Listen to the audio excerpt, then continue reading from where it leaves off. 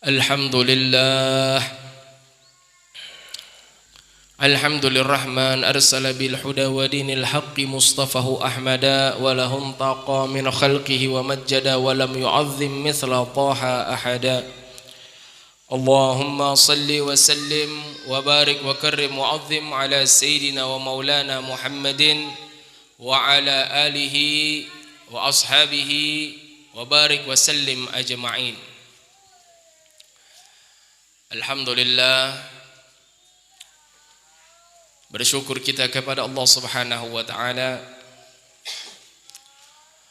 yang telah mengumpulkan kita kembali di dalam majlis ini, yang insyaallah mudah-mudahan Allah Subhanahu wa taala senantiasa melimpahkan rahmat, taufik dan hidayahnya kepada kita semua, dan mudah-mudahan Allah Subhanahu wa taala senantiasa membimbing hati kita ke jalan yang diridhai olehnya, dan mudah-mudahan Allah Subhanahu wa taala selalu menanamkan di dalam hati kita kecintaan kepada Allah dan Rasulnya, dan mudah-mudahan Allah Subhanahu wa taala menggolongkan kita ke dalam golongan hamba-hambanya yang taat dan bertakwa. Amin amin ya rabbal alamin.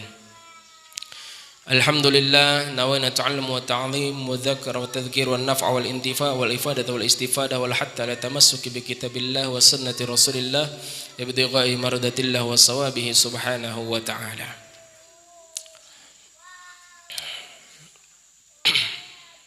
Kita sedikit melanjutkan daripada pengajian kita. Kita sampai di dalam bab adab al-isti'dad, adab persiapan untuk melaksanakan salat-salat yang lainnya. Jika di bab yang lalu kita membahas tentang adab-adab yang harus dilakukan sejak terbit matahari sampai tergelincirnya, yang mana kita dianjurkan untuk mengisi waktu-waktu kita dengan berbagai wirid-wirid kebaikan berupa ilmu, belajar dan mengajar ilmu agama, membaca Al-Quran, membaca zikir, beristighfar dan lain sebagainya. Maka dalam hal ini kita lanjutkan dengan apa-apa yang harus kita lakukan setelah waktu duha. Karena di waktu yang lalu kita membahas sampai kepada salat duha. Wirid yang paling afdol adalah mengerjakan salat. Setelah itu mengisi waktu dengan belajar dan mengajar ilmu agama, lalu membaca Al-Quran, berzikir dan lain sebagainya, kemudian menanamkan kebahagiaan di dalam hati manusia, saling tolong menolong dan lain sebagainya. Maka di sini disebutkan oleh musannif bahwasanya setelah engkau selesai salat duha dan melakukan ibadah yang lainnya, maka hendaklah engkau bersiap-siap untuk menunaikan salat zuhur sebelum matahari tergelincir, dan didahului dengan tidur sebentar. Jadi kita dianjurkan untuk mempersiapkan diri dalam melaksanakan salat zuhur itu sebelum tengah hari. Jadi sebelum tepat jam 12 kalau kawa kita sudah bersiap diri, bebersih, sudah mandi, sudah menyiapkan diri, sudah. Karena seafdol-afdolnya perbuatan adalah menunggu datangnya waktu salat. Jadi fadilahnya sangat besar ini. Ini fadilah yang sangat besar. Terlebih di salat zuhur. Ini salat zuhur biasanya di zaman wayah ini menjadi salat tagapit ngarannya. Iya kah? Nah, menyempat-nyempatakan antara waktu istirahat bagawi yang harus dibagi dengan waktu makan siang dan lain sebagainya. Lalu tagapit waktunya badadadadas. Padahal salat zuhur ini adalah salah satu salat wajib yang mana keutamaan yang terkandung di dalamnya, baik di dalam waktunya maupun dalam pelaksanaannya, sangatlah besar. Jadi seharusnya kita mempersiapkan diri sebelum datangnya waktu salat, kita sudah bersiap. Ini yang seharusnya. Ini yang seharusnya. Bukan menunggu azan dulu. Imbah adzan hanyar abut berdadas ke sana kemari. Apalagi nang sebagian orang wayah ini nih melakukan salat zuhur itu menghadang adzan asar. Nah, ini parah lagi ini. Ingat waktu zuhur setelah datang adzan asar, naudzubillah. Nah, adzan asar sudah jar aku belum berzuhur, la ilaha illallah. Nah, ini tambah banget lagi. Nah, ini kita harus menunggunya. Sesaat sebelum gelincir matahari kita sudah siap mempersiapkan diri untuk melakukan sholat zuhur. Dan disunnahkan kita untuk tidur sebentar antara duha dengan zuhur itu guring 1 mat. Namanya qailullah. Qailullah ini tidur yang bernilai ibadah. Tapi ada syaratnya. Bukan guring wara aja kada. Guring itu diniatakan supaya memudahkannya bangun di malam hari untuk beribadah kepada Allah Subhanahu wa taala. Jadi mun hendak tailan malam itu amalakan aja qailullah nih. Tailan tuh malam. Guring sebelum zuhur dari jam 10 sampai jam 11 misalnya. Yalah. Tapi nang jadi operator jangan guring sambil membawa alat. Habis tarumpaknya boleh 3 jam nah jam waktunya qailullah nih jar lo bersandar Nah, jadi dilihat waktunya juga.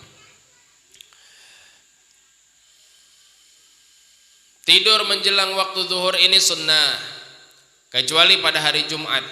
Kalau Jumat kada disunnahkan. Apabila engkau menunaikan salat tahajud di waktu malam, jadi ini sunnah apabila engkau mengerjakan salat tahajud di waktu malam. Apabila kada melaksanakan salat tahajud di waktu malam, maka guringnya ini menjadi guring yang mubah.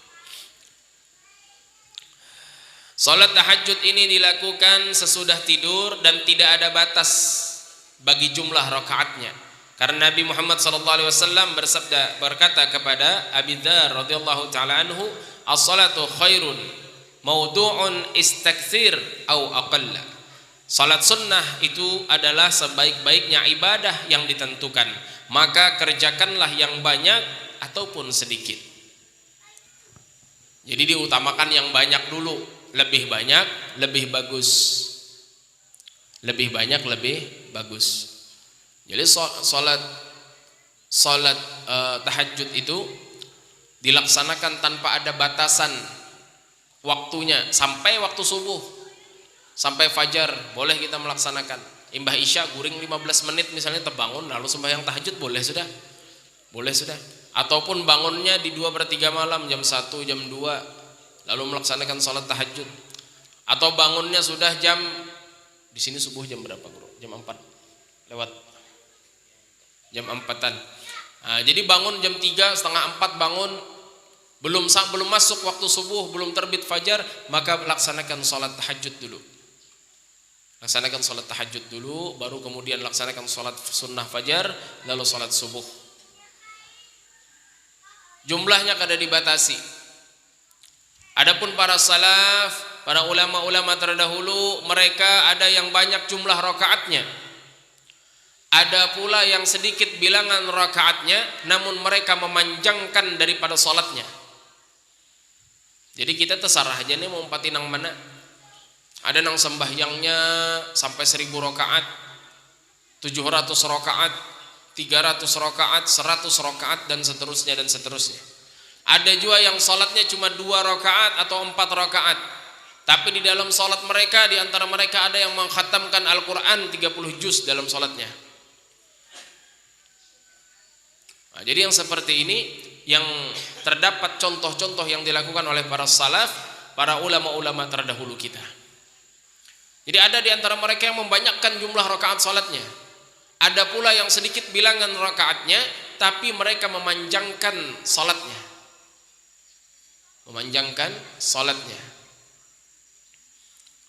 Jadi Masya Allah,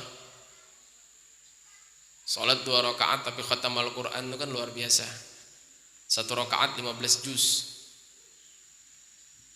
Anu bipa kita nih kayak apa jar hendak juga kayak itu. Ulun bipa jar khatam terus jar. Nggih, khatam terus Quran, sembahyang 2 rakaat khatam Quran. Kayak apa caranya? Sekalinya membaca qul huwallahu ahad 3 kali. Karena kata Nabi SAW, surah Al-Ikhlas itu ta'dilu thulutsal Quran. timbangannya menyamai 1/3 Al-Quran. Jadi mau dibaca 3 kali sama dengan sabigi Al-Quran. Ini apabila dipahami secara kontekstual. Secara tekstual tuh kayak itu. Kalau dipahami secara tekstual, Nabi mengatakan ta'dilu sulusul Quran, menyamai timbangan 1/3 Al-Quran. Bolehlah kita memaknai seperti itu? Boleh-boleh saja. Bahwa apabila dibaca 3 kali berarti sama dengan sebagian Al-Quran. Tapi makna hadis yang disebutkan Nabi ini menjelaskan tentang suratul Ikhlas, surah Al-Ikhlas, yang mana surah Al-Ikhlas ini merangkum, menegaskan tentang mentauhidkan Allah Subhanahu wa taala. Jadi di dalam Al-Qur'an itu 1/3-nya tentang tauhid. Itu maksudnya 1/3 dari Al-Qur'an itu isinya tentang tauhid, mengesahkan Allah Subhanahu wa taala. Nah, jadi itu.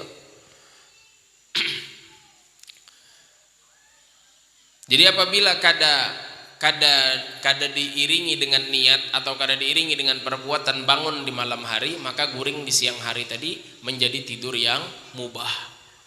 Tapi kalau berniat aja gin, aku nak guring nah, kalau pina mau terbangun malam hendak tahajud, nah ini guringnya menjadi sunnah. Hal-hal seperti ini penting untuk kita fahami dan kita kerjakan. Daripada guring-guring wara, sebelum guring tuh niatakan barang dulu. Niatakan barang dulu. Niat menggawi nang baik. Kalau kena malam terbangun atau kada terbangun, serahkan kepada Allah. Ikhtiarnya sudah kita kerjakan, yaitu guring di tengah hari, guring di siang hari tadi itu. Dengan harapan mudahan terbangun di malam hari supaya kawat tahajud. Jadi apabila bangun kena di malam hari, ingat akan niat nang tadi siang. Jangan bangun bakamih wara guring pulang. Ingatakan bahwa siang tadi itu, oh aku ini jadi terbangun nih gara-gara siang tadi guring berniat hendak sholat tahajud. Maka bangun langsung cipoy muha pakai banyu. Cipoy muha pakai banyu. Supaya sigar mata, langsung bawa wudu nah, sembahyang dua rakaat. Minimal 2 rakaat barang. Baik. Kena. Guring habis zuhur kada apa-apa juga. Dibolehkan masih guring setelah zuhur. Tapi kalau kawa dihindari. Dihindari.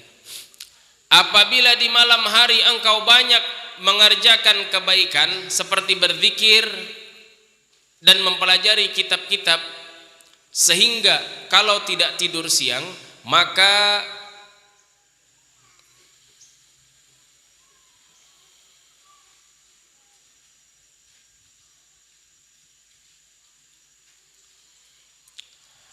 apabila di malam hari engkau banyak mengerjakan kebaikan seperti berzikir dan mempelajari kitab-kitab, sehingga kalau tidak tidur di siang harinya itu menyusahkan untuk bangun, maka tidur siang dapat membantu engkau beribadah di malam hari, sedangkan makan sahur dapat membantu puasa di siang hari.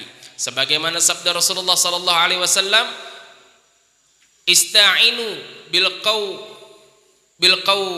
qaulu lati ala qiyamil lail wa bisyahur wa bisahur ala siyamin nahari wa bitamri wazabib ala bardi syita. Tidurlah di siang hari agar dapat membantu engkau beribadah di malam hari, dan makanlah sahur agar dapat membantu engkau berpuasa di siang hari, dan makanlah kurma dan kismis agar dapat mengatasi musim dingin. Hadis riwayat Abu Dawud. Jadi di sini kita bisa memahami bahwa tidur siang itu mengandung keberkahan sebagaimana makan sahur. Karena fungsinya kurang lebih sama untuk membantu kita dalam melaksanakan ibadah. Guring siang bisa membantu kita bangun di malam hari. Makan sahur bisa membantu kita berpuasa di siang hari. Jadi apabila ada orang guring siang hari tapi kada bangun malam harinya untuk ibadah, maka sama halnya orang bersahur tapi kada puasa. Itu aja. Makan sahurnya bangun malamnya makan sahur tapi kada puasa esoknya. maka sahurnya menjadi sia-sia. Itu juga guring siangnya menjadi guring yang mubah. Tidur di siang hari tanpa beribadah di malam hari seperti makan sahur tanpa berpuasa di siang harinya. Apabila engkau tidur siang hari menjelang zuhur, ini yang dianjurkan guring ini menjelang zuhur lah, maka berusahalah dengan keras untuk bangun sebelum matahari tergelincir, sebelum masuk waktu zuhur. Berusaha dengan keras, termasuk usaha dengan keras ini menitip pesan lawan orang yang ada di rumah, banguni ulun sebelum zuhur lah, atau zaman wah ini memasang alarm di HP, atau kayak apapun caranya, berusaha dengan keras supaya bangun sebelum zuhur. Dan berwudulah lalu pergi ke masjid. Waktu itu adalah sebelum waktu salat sampai, karena itu termasuk amalan yang utama meskipun engkau tidak tidur dan tidak bekerja mencari nafkah, walaupun kita beranai aja di rumah.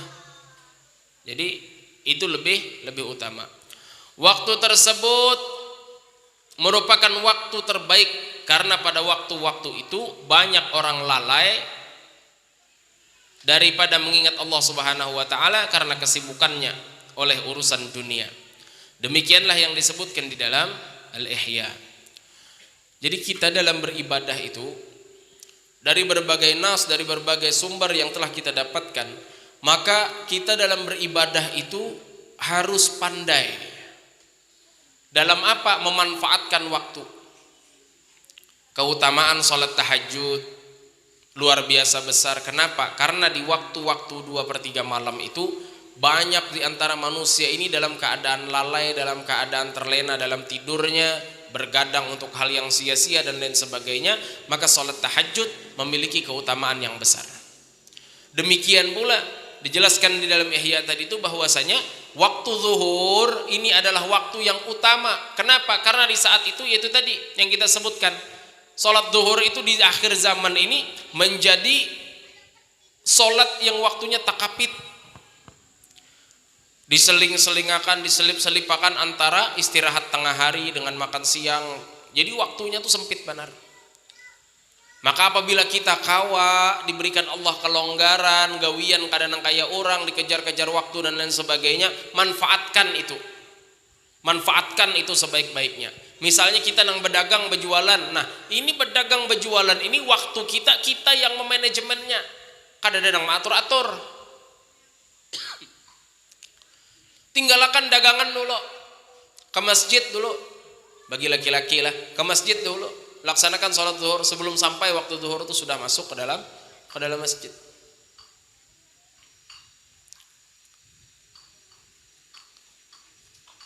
Jangan sampai kita terumpat lawan orang-orang yang terlena dengan urusan dunia. Ketika tiba di masjid, maka kerjakanlah sholat tahiyatul masjid sambil menunggu muadzin menyerukan adzan zuhur. Jadi sholat tahiyatul masjid 2 rakaat. Kemudian kerjakanlah sholat sunat 4 rakaat sesudah matahari tergelincir dengan 1 salam. Dan menurut madhab Syafi'i masing-masing 2 rakaat dengan 1 salam. Jadi kita diajarkan boleh ini dikerjakan 4 rakaat sekali salam ataupun dikerjakan 2 rakaat 2 rakaat. Seperti sholat nawafil lainnya, ini adalah berdasarkan hadis-hadis yang sah. Demikianlah yang disebutkan di dalam Al-Ihya. Rasulullah sallallahu alaihi wasallam memanjangkan rakaat-rakaat ini. Beliau berkata, ini adalah waktu di mana pintu-pintu langit dibuka, maka aku ingin amal solehku diangkat waktu ini. Demikian yang diriwayatkan oleh Abu Ayyub Al-Ansari radhiyallahu taala anhu. Keempat rakaat sebelum zuhur ini adalah sunnah muakkadah. Jadi ini sunnah muakkadah. Jadi tentang sholat-sholat rawatib itu tabelnya sudah ulun bagikan di dalam grup majelis Al-Muhibbin Tamyang Layang tentang pembagiannya. Ini yang sunnah muakkad, ini yang ghairu muakkad. Jadi kau pian baca di situ, pian perhatikan di situ. Jadi 4 rakaat sebelum zuhur ini sunnah muakkadah menurut sebuah pendapat yang kuat adalah 4 rakaat sebelum zuhur lebih ditekankan daripada 2 rakaat sebagaimana disebutkan di dalam Al-Ihya, dan inilah yang dipegang oleh para ulama salaf. Jadi lebih dikukuhkan 4 rakaat sebelum zuhur.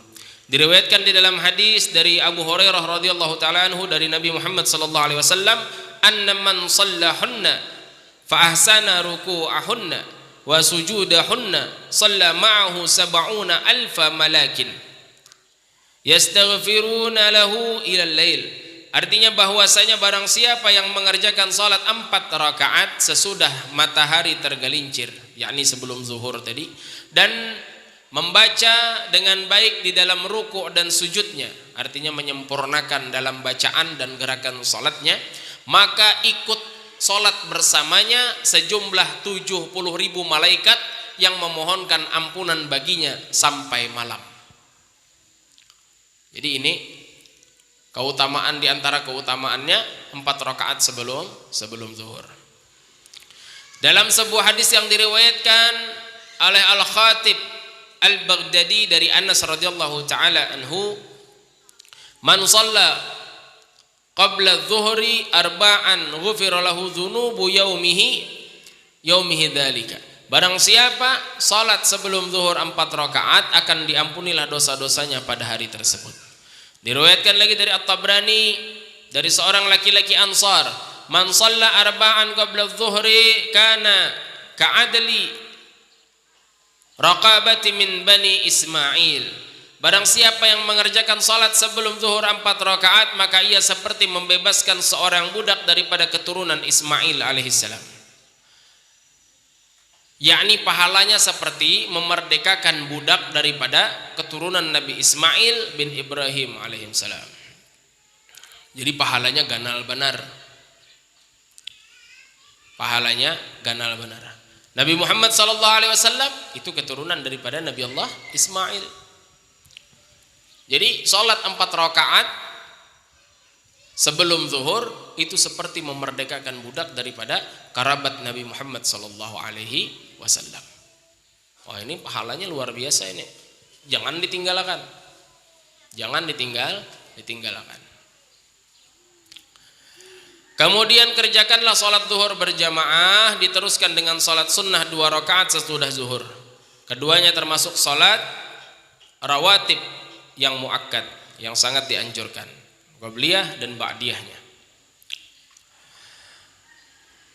Dan diriwayatkan dari Nabi Muhammad sallallahu alaihi wasallam, di samping kedua rakaat itu ada 2 rakaat yang bukan muakkad berdasarkan hadis yang diriwayatkan oleh Abu Dawud, At-Tirmidzi, An-Nasai, Ibnu Majah dan Al-Hakim dari Ummu Habibah, "Man hafadha ala arba'i raka'atin qabla adh-dhuhri wa arba'an ba'daha harramahullahu 'alan nar." Barang siapa memelihara 4 rakaat sebelum zuhur dan 4 rakaat sesudahnya, maka Allah akan mengharamkan api neraka atasnya. Maka Al-Ghazali berkata, dianjurkan baginya membaca di dalam salat nawafil ini ayat kursi dan akhir daripada surah Al-Baqarah atau Amanar Rasulu. Yang sunnah muakkadah 4 rakaat sebelum zuhur, kemudian 2 rakaat sebelum zuhur, sesudah zuhur. Dan ada tambahan 2 rakaat sesudah zuhur yang mana tergolong ghairu muakkadah, tidak termasuk yang dikukuhkan tapi sangat dianjurkan. Kalau dikerjakan 4 rakaat sebelum zuhur, kemudian 4 rakaat sesudah zuhur, maka di dalam hadis tadi disebutkan bahwasanya Allah mengharamkan api neraka atasnya. Ini dibagi 2 rakaat salam, 2 rakaat salam. Nah, kemudian janganlah engkau sibukkan diri engkau hingga waktu asar kecuali dengan belajar ilmu agama, menolong sesama muslim, membaca Al-Quran atau mencari nafkah agar engkau bisa mengamalkan agama engkau dengan baik. Nabi Muhammad sallallahu alaihi wasallam wallahu fi ainil abdi wa kanal abdu fi auni akhi. Allah Subhanahu wa taala menolong hambanya selama hamba itu menolong saudaranya. Maka kita dianjurkan antara zuhur dengan asar itu jangan melakukan suatu perbuatan yang sia-sia.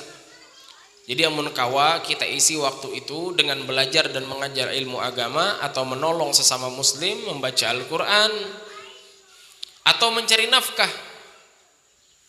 Amun begawi bujur-bujur, cari yang halal supaya kita bisa melaksanakan ibadah kepada Allah Subhanahu wa taala. Dan dianjurkan kita, dikuatkan kita untuk saling tolong menolong sesama muslim. Kenapa?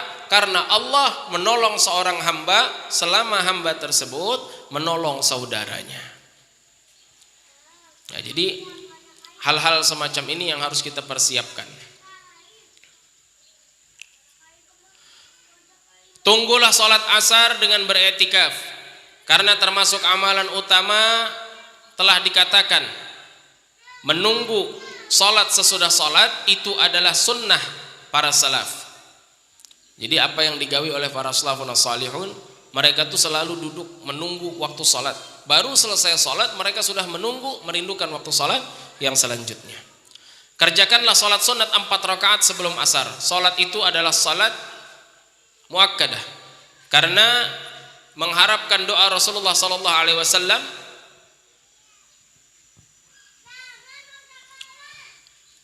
Karena doa beliau, doanya Nabi SAW adalah doa yang sangat mustajabah.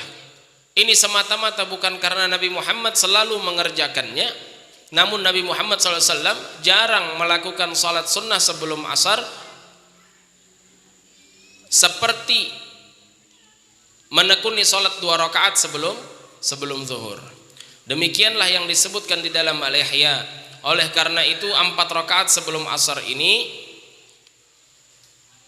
tergolong daripada ghairu muakkad, menjadi sunnah yang dikukuhkan karena mengharapkan doa dari Nabi sallallahu alaihi wasallam, sebagaimana 2 rakaat yang tadi ghairu muakkad setelah zuhur. Jadi 4 rakaat ini termasuk daripada ghairu muakkad menurut ulama Syafi'i, sebagaimana disebutkan oleh Al-Azizi. Adapun doa Nabi Muhammad SAW untuk mereka yang sholat sunnah sebelum asar, rahimallahu mra'an shalla arba'an qabla asri. Semoga Allah mengasihi orang yang mengerjakan sholat 4 rakaat sebelum asar. Ini hadis riwayat At-Tirmidzi, Ibnu Hibban dan Umar radhiyallahu taala anhum. Maka berusahalah sekuat tenaga engkau untuk mendapatkan daripada doa Nabi Muhammad SAW ini. Jadi meskipun 4 rakaat sebelum asar ini termasuk ghairu muakkad, tapi mendapatkan keutamaan. Ini menunjukkan bahwa Nabi SAW itu sangat mengukuhkan tentang semua sunnah-sunnah beliau. Semua sunnah-sunnah Nabi Muhammad SAW itu diberikan ganjaran-ganjaran yang besar bagi orang yang menghidupkannya. Ganjaran apa yang paling besar dalam menghidupkan sunnah Nabi? Man ahya sunnati faqad ahabbani. Siapa yang menghidupkan sunnahku itu tandanya dia mencintai aku. Wa man ahabbani kana ma'i fil jannah. Siapa yang menghidupkan sunnahku, kata Nabi, kelak bersama-sama denganku di dalam surga. Ini adalah ganjaran yang paling besar yang disiapkan oleh Allah Subhanahu wa taala, yaitu dikumpulkan bersama baginda Nabi Muhammad sallallahu alaihi wasallam. Maka jangan sekali-kali kita meremehkan daripada sunnahnya Nabi Muhammad sallallahu alaihi wasallam. Jadi dalam hal-hal salat-salat rawatib pun harus kita jaga. Karena salat-salat rawatib ini yang kita lakukan qabliyah dan ba'diyah ini kata Imam Ghazali bisa menambal, bisa menutupi daripada kekurangan-kekurangan kita dalam salat wajib. Jadi kalau di dalam salat wajib kita ada sesuatu yang kurang, maka diambillah tambalannya daripada salat-salat rawatib ini. Daripada nawafil-nawafil ini, amalan-amalan sunnah ini diambil untuk menutupi kekurangannya sehingga menjadi sempurna. Jadi jangan ditinggalkan. Kalau ibarat kata Imam Ghazali, jika salat ibadah-ibadah wajib itu adalah modal engkau, maka nawafil itu adalah keuntungan engkau. Jadi apabila kita mengerjakan yang wajib saja, lalu nang sunnah kita kesampingkan, maka kita termasuk pedagang-pedagang yang rugi dalam bermuamalah dengan Allah Subhanahu wa ta'ala. Kita yang rugi. Kenapa? Allah sediakan kasih sayang, Allah sediakan kemurahan, Allah kasih sayang, Allah siapkan segala-galanya untuk memudahkan kita mencapai keridhaan Allah Subhanahu wa ta'ala, tapi kita hanya mengambil secukupnya saja. Rugi kita. Rugi. Jadi Allah sudah siapkan begitu luas daripada rahmatnya, yang Allah bebaskan kita untuk mengambil sesuka hati kita sebanyak-banyaknya, tapi kita hanya memilih mengambil sedikit daripada bagian-bagian itu. Jadi jangan, karena kita bahas lagi tentang ba'diyah, qobliyah, ba'diyah asar, qobliyah maghrib, ba'diyahnya, kemudian qobliyah isya, dan ba'diyahnya qobliyah subuh, dan terus-terusnya kita akan bahas di dalam bab ini insyaallah.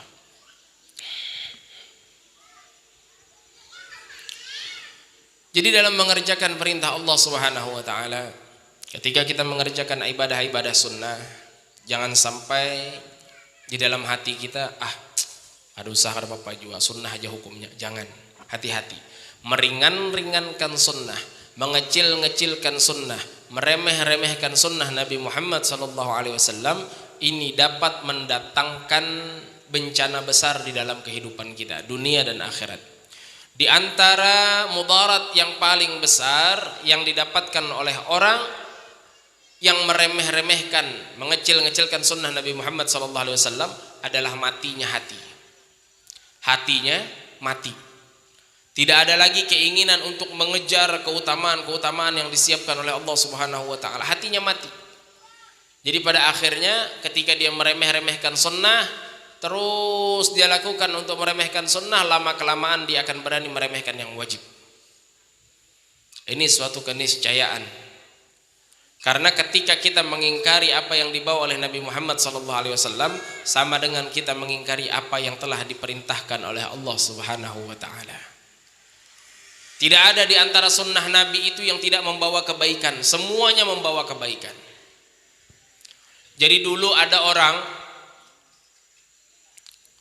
yang mengejek atau merendahkan daripada sunnah Nabi Muhammad SAW. Habis makan itu kita disunnahkan oleh Rasulullah untuk menjilati jari-jari kita setelah makan. Ini jilati satu persatu sampai bersih. Ini sunnah. Ada orang ketika itu mengatakan, sunnah macam apa gawian merigat itu? Dipadahkan gawian merigat menjijikan, menjilati tangan itu. Masa ada sunnah macam itu? Maka orang ini seketika, dalam riwayat itu seketika, tiba-tiba entahnya guring kemudian bangun, langsung terkena penyakit belang. Tahu lapian penyakit belang?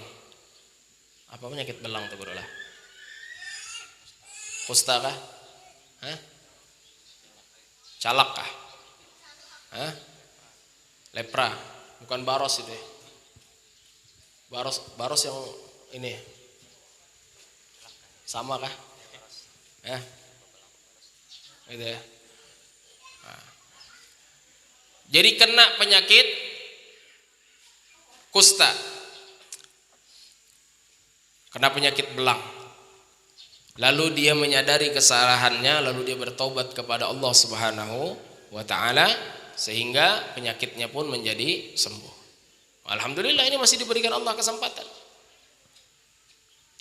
Ada pula diceritakan tentang seseorang yang meremehkan sunnah Nabi Muhammad SAW.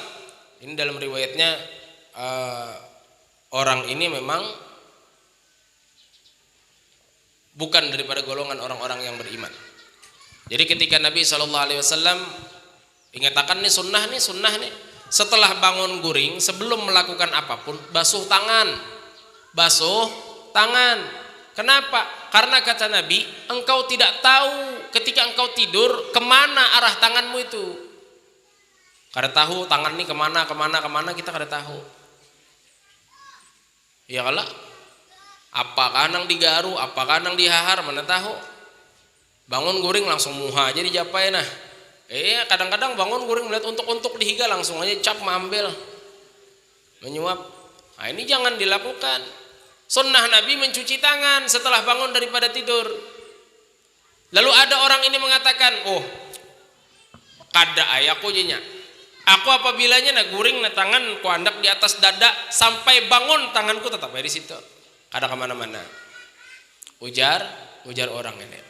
Maka pada suatu hari inya guring, tiba-tiba tangannya kelima-lima jarinya, entah bagaimana ceritanya, masuk ke dalam duburnya, masuk ke burit kelima-limanya, dan ini terjadi sampai inya mati. Nah, maka sebagian ulama mengatakan ini adalah akibat daripada dia menghina sunnah Nabi Muhammad SAW. Jadi jangan coba-coba, jangan wani-wani kita. Jangan wani-wani. Amun kada kau menggawi sunnah badanai muntong. Jangan menyambat nang kada-kada. Ya kalau disambat nang kada-kada, sunnah napang itu jar. Macam-macam nang disambatnya. Macam-macam. Khususnya di akhir zaman ini, nang paling banyak sunnah diingkari itu kawin. Kasih tu pulang ure bukanya. Mbah itu juga ada sebujur ya Pak. Kawin. Apabila kada suka dengan sunnah Nabi yang satu ini, bibinian khususnya, jangan disambat nang macam-macam. Apa sunnah Nabi kayak itu jar melajari bebini banyak ini kada kayak itu, jangan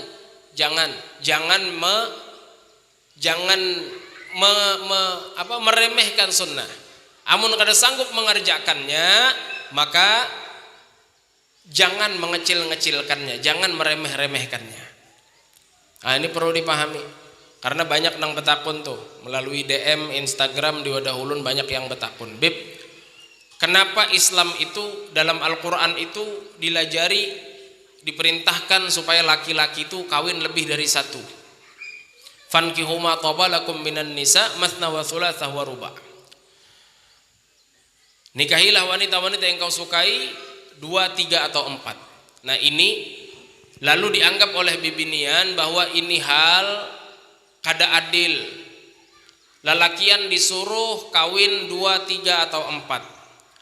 Ini kesalahan dalam memahami ayat Al-Quran. Bu, ingatakan bola. Ini kesalahan dalam memahami ayat Al-Quran. Di zaman ini pian membaca ayat itu, lalu seakan-akan lalakian tuh disuruh nikah lebih dari 1, 2, 3 atau 4, disuruh kawin banyak-banyak. Padahal asbabun nuzul daripada ayat ini, penyebab turunnya ayat ini dan dampak turunnya ayat ini ketika ayat ini diturunkan oleh Allah Subhanahu wa taala, ini bukan menyuruh untuk menambahi bini kada. Waktu ayat ini turun, ayat ini berfungsi untuk mengurangi bini orang-orang yang ada di Arab ketika itu. Sebelum ayat ini turun, banyak orang-orang Arab tuh nang bininya 10, 20, 30, 40. Makin sugih makin banyak bininya.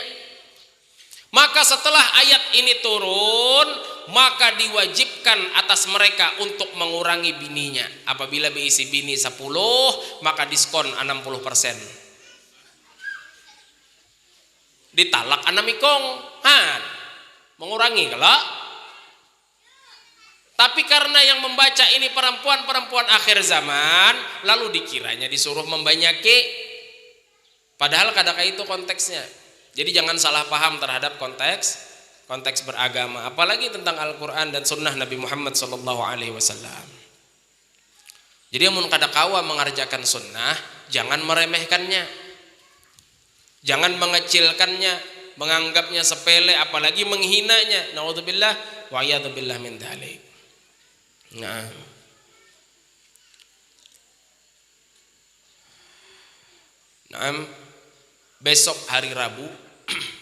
Besok hari Rabu, padahal besok hari Senin. Maksud ulun hari Rabu besok ini yang dihadapi ini,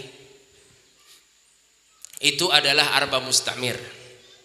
Apa itu Arba Mustamir? Arba Mustamir itu adalah hari Rabu terakhir dalam bulan Safar. Di dalam kitab Kandun Nadah was Surur itu disebutkan bahwa pada hari itu Allah menurunkan sebanyak 320.000 baliyat atau bala. Hari itu turunnya. Para ulama berpendapat ini bala Allah tentukan catatannya 320.000 bala diletakkan di Baitul Izzah di langit dunia. Lalu ini kena nang turun setahunan 360.000 ini.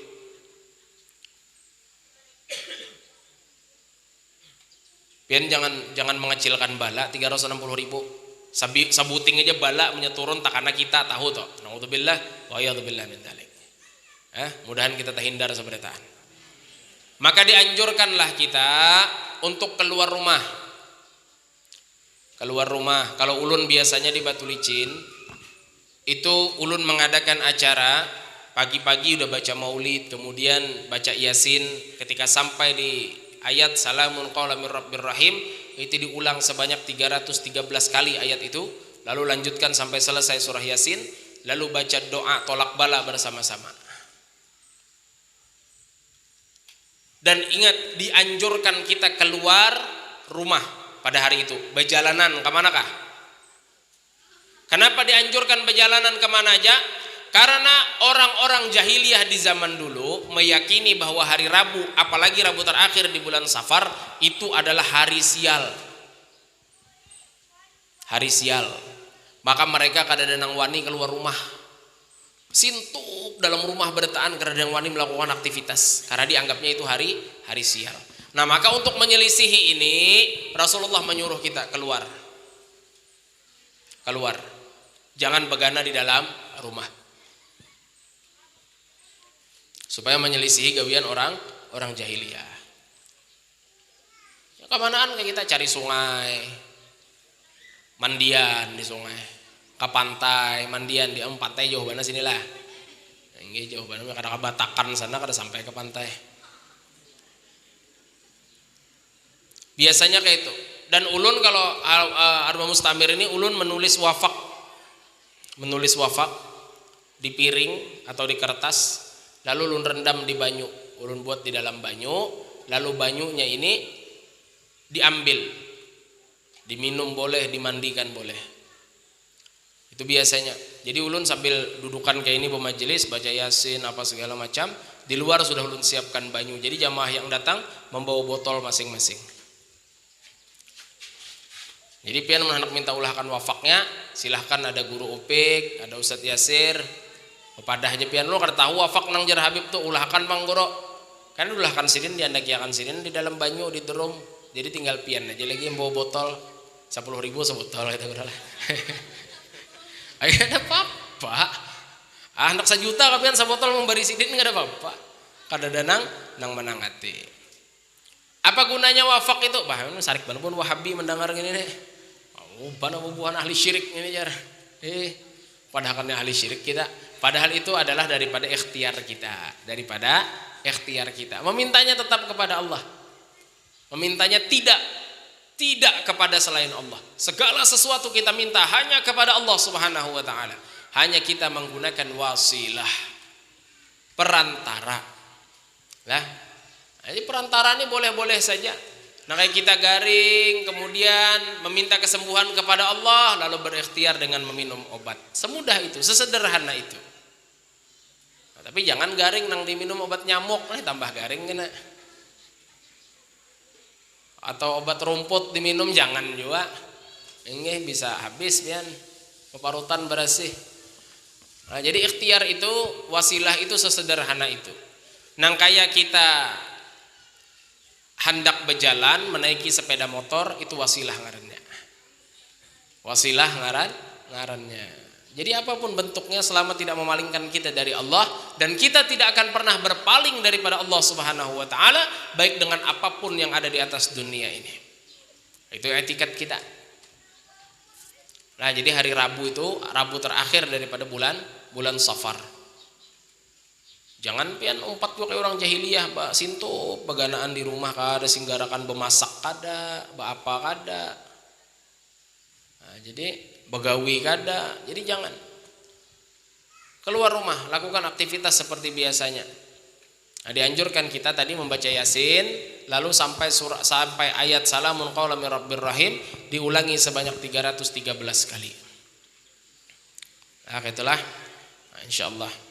Kemudian setelah itu beberapa hari kemudian setelah Rabu Hari Selasanya itu sudah masuk 1 Rabiul Awal.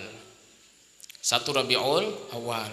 Maka rumah pian berasihi, rumah diberasihi. Kalau perlu dicat basah, dibungasi. Nukar baju hanyar sebelum masuk bulan Maulid itu. Nukar baju hanyar. Bergembira hati kita menyambut bulan kelahiran Nabi Muhammad SAW. Jangan hari raya aja baju hanyar. Hendak hari raya nukar baju hanyar, jangan. Karena maulid itu lebih mulia, lebih agung daripada hari raya. Kenapa? Amun kadada maulid Nabi, maka kadada hari raya. Hendak bulan puasa masjid dibersihi. Amun kadada maulid Nabi, kadada bulan puasa, kadada kemuliaan Ramadan. Semua kemuliaan yang ada di dunia ini bersumber dari baginda Nabi Muhammad SAW dan bermula ketika dilahirkan baginda Nabi Muhammad SAW. Jadi itu bergembira hati, bersihi rumah, nah dibersihi, halaman ditabasi, jangan sabat, masjid diwarnai, tajak umbul-umbul, pasang lampu di muka rumah. Ya Allah, jangan kalah kita. Orang memperingati kelahiran Nabi Isa aja pohon dilampui. Masa memperingati kelahiran Nabi Muhammad kita kalah? Jangan mau. Ya kah? Kalau orang pakai lampu nang halus-halus, pian pakai lampu Philip nang 14 watt itu nah berenteng nah. Ya Allah. Jadi tarang sakampungan.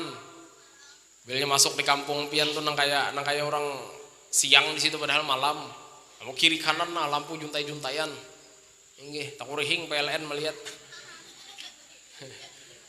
Banyak bayar lampu ya Allah.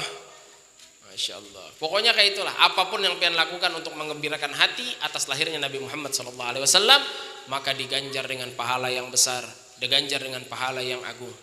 Ingat, ketika seorang kafir, ketika seorang durhaka kepada Allah dan Rasulnya, mati dalam keadaan kafir, dilaknat Allah dalam Al-Quran, tapi dia pernah bergembira satu kali seumur hidupnya karena kelahiran Nabi Muhammad SAW, maka Allah ringankan adabnya di setiap hari Senin.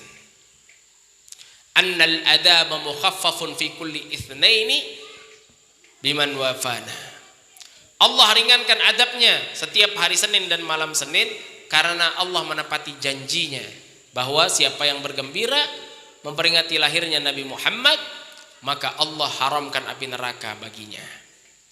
Ini Abu Lahab nih, orang durhaka dilaknat Allah dalam Quran, tapi Allah ringankan azabnya karena dia pernah bergembira sekali ketika lahirnya Nabi Muhammad SAW. Jadi kita orang nang beriman. Apa kata Sayyidina Habib Umar? Hada ma'al kufri kaifa bi farhatin min difuadi imtala imana. Ini yang Allah berikan kepada orang kafir. Orang kafir sekali hatinya gembira memperingati karena lahirnya Nabi Muhammad, Allah ringankan azabnya.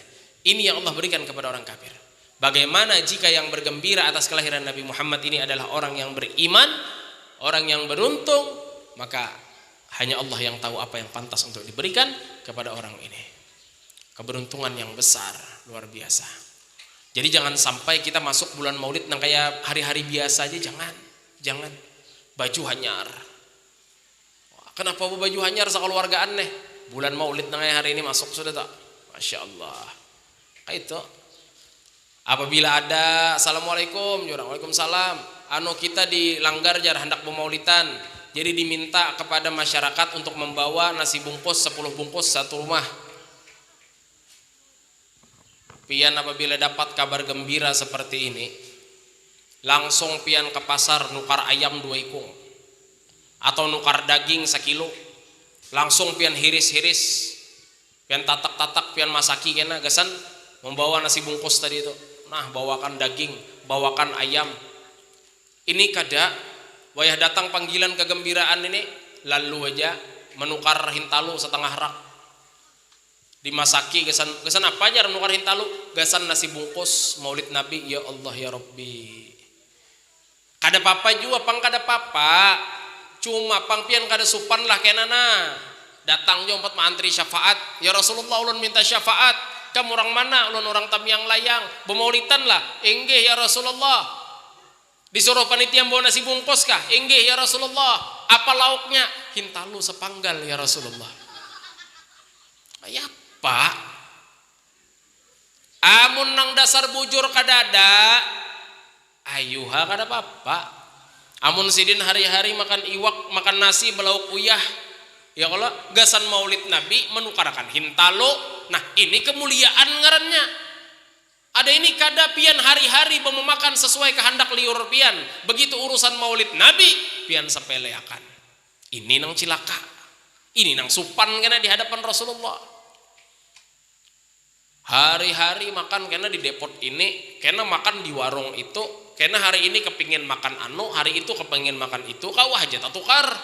Begitu urusan maulid Nabi, datang panitia minta sumbangan, lalu mengikih duit nang paling halus nang habuk dijulung. La ilaha illallah, naudzubillah. Kita lawan Rasulullah ini semasa hidup nih, namun kada ada Rasulullah dalam kehidupan kita, hidup nih kada ada gunanya. Karena waktu sakaratul maut amun kada ada pertolongan Rasulullah, sakaratul maut kita berat. Karena di dalam kubur tanpa pertolongan Rasulullah, pertanyaan mungkar nangkir itu terasa berat, terasa mengerikan. Bahkan nanti ketika kita dibangkitkan dan kita tidak berjumpa dengan Nabi Muhammad, maka kita termasuk orang-orang yang paling gelisah hatinya menanti persidangan dibuka. Begitu pula ketika amal kita ditimbang di hari perhisapan, ditimbang amal baik dan amal buruk kita. Kalau tidak ada syafaat dari Nabi Muhammad, demi Allah kita pasti terjerumus dalam api neraka. Kita butuh pertolongan Rasulullah dalam setiap hal apapun di dunia dan di akhirat. Maka jangan menyepelekan Rasulullah. Jangan menolak untuk menjalin hubungan dengan Nabi Muhammad. Jangan menolak jalan yang disiapkan oleh Allah untuk menggembirakan hati kita menyambut kelahiran Nabi Muhammad sallallahu alaihi wasallam. Kita yang rugi. Kita yang rugi. Jadi jangan sampai kita kena supan di hadapan Rasulullah. Nah, motor harat, baju bermerek, ya Allah. Urusan maulid Nabi takutan membelanjakan harta di jalan Allah, rugi. Demi Allah rugi. Rugi. Apa yang hendak kita banggakan karena di hadapan Allah? Apa yang hendak kita banggakan di hadapan Nabi Muhammad? Amun urusan tentang Nabi Muhammad aja kita sepele-sepelekan. Jangan. Jangan. Mudah-mudahan kita selalu diberikan umur panjang, sehat walafiat, digolongkan orang-orang yang cinta kepada Nabi Muhammad sallallahu alaihi wasallam, dan mudah-mudahan Allah Subhanahu wa taala mengampuni segala dosa kita, dosa kedua orang tua kita, dosa jiran dan tetangga kita, dan mudah-mudahan Allah Subhanahu wa taala menggolongkan kita orang-orang yang bertaubat, orang-orang yang dikabulkan oleh Allah doa-doanya, orang-orang yang kelak dimasukkan Allah ke dalam surga bighairi hisab, dikumpulkan bersama Nabi Muhammad sallallahu alaihi wasallam. Amin amin ya rabbal alamin. Salah hilaf mohon ampun maaf. Hadanallahu wa iyyakum ajma'in. Hada minni wal afu minkum. Assalamualaikum warahmatullahi wabarakatuh. Bismillahirrahmanirrahim. Wal 'asri innal insana lafi khusr illa alladziina aamanu wa 'amilus salihati wa tawassaw bil haqqi wa tawassaw bis sabr. Bismillahirrahmanirrahim. Wal 'asri innal insana lafi khusr illa alladziina aamanu wa 'amilus salihati wa